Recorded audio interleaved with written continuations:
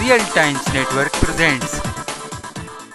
मरकजी हुकूमत की जानिब से PFI पर पाबंदी आयद किए जाने के खिलाफ जमात इस्लामी हिंद के नायब अमीर S अमीनुल हसन ने अपने सख्त रद्द अमल का इजहार करते हुए कहा कि तंजीमों पर पाबंदी लगाने का तरीक़ाकार गैर जमहूरी है।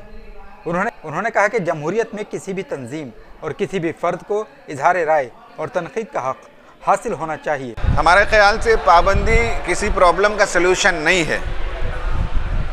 कोई अगर फ़र्द गलत काम करता है तो उसे कानून के मुताबिक सज़ा दी जानी चाहिए, लेकिन तंजीमों को बैन करने का जो तरीक़ा है वो अनडेमोक्रेटिक है। एक डेमोक्रेसी में किसी भी तंजीम को, किसी भी फ़र्द को कमेंट करने, क्रिटिसाइज़ करने का हक़ होना चाहिए, हुकूमत पर, हुकूमत की पॉलिसियों पर वगैरह। हाँ, किसी भी सूरत में वायलेंस की इजाज़त किसी को नहीं होनी चाहिए। कोई भी वायलेंस करे, क़ानून फ़ौरन एक्शन में आए और उसे सज़ा देना चाहिए।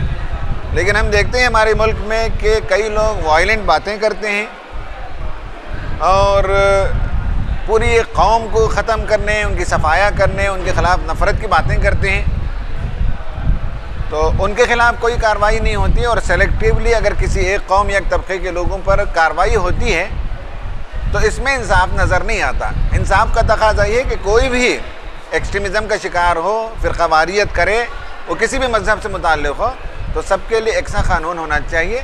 लेकिन पाबंदी किसी प्रॉब्लम का सलूशन नहीं है।